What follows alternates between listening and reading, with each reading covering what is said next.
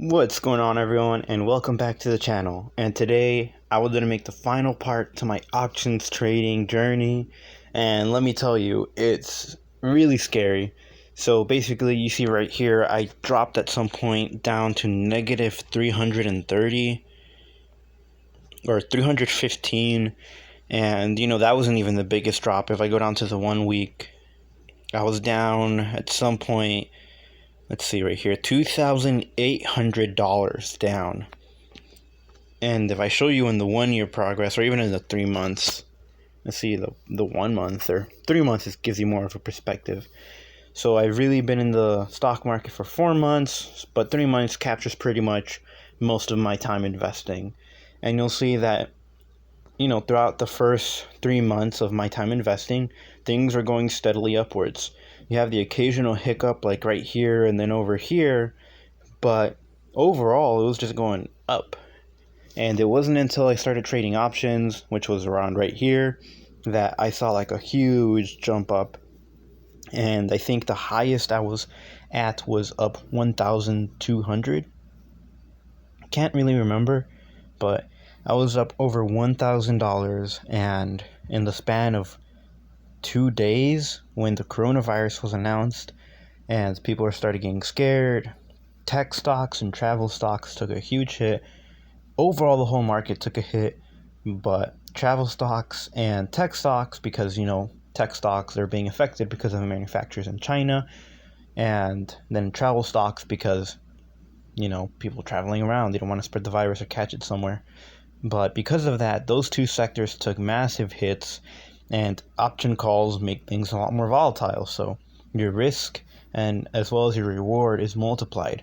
So right here, when VGT just dropped $5, which is a sizable amount, I lost about $4,000 because I lost the $1,200 in gains that I had, and then on top of that, the $2,800. And I was getting pretty scared because this thing with the coronavirus sounded like there was no end in sight. The drop happened day after day, and I wasn't sure if this drop could have lasted more than 2 days, 3 days, 4 days. And basically, the most I could lose was $8,000. And $8,000 is about 2/3 of my portfolio. And if I would have lost all $8,000, I would have been really bummed out. I would have been demotivated to continue this thing with investments. And I started to realize that this was all due to me kind of wanting to see growth really fast. And in a way, I wouldn't really call it gambling. I had done my research and I was confident that VGT was going to go up. But then there's no way in predicting outbreaks like the coronavirus. So that really messed up the entire plan. But basically, I just started thinking, is it really worth getting a couple, even $100 for the potential loss of $8,000? And I ended up selling my contracts, breaking on a profit. So I still made about $245 in profits, which, that's pretty good considering I was down $2,800 at some point.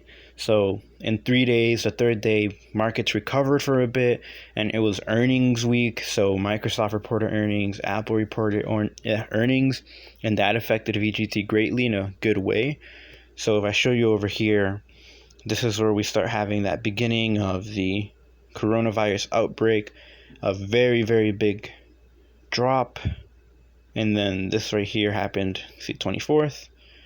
And then over the weekend is where you have this big drop. And the 27th is when I lost a lot of money.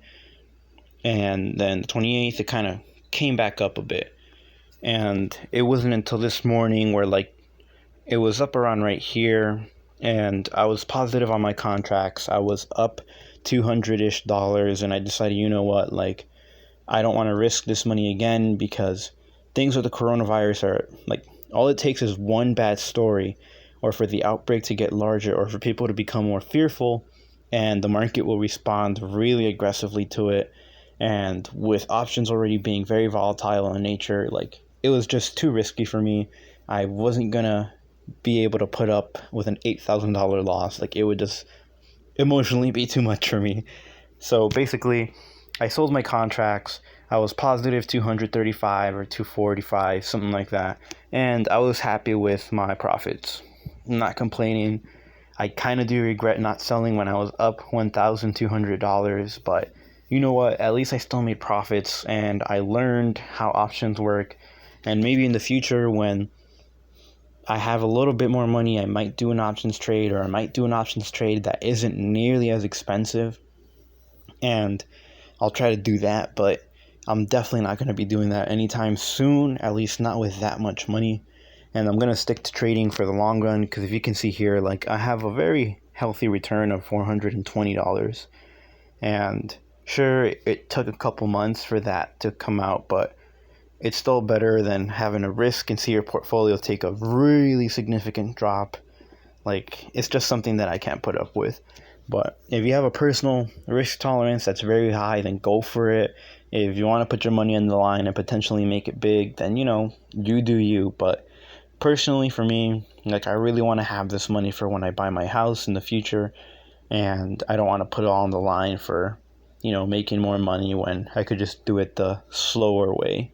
So that's pretty much it. Gonna wrap up my video, and just a little bit of thinking about what my opinion is on options. I might make a separate video kind of going into the details specifically of why I don't like options for myself as a form of investing. But that's gonna be it. Thank you all for watching, and I hope you have a great day.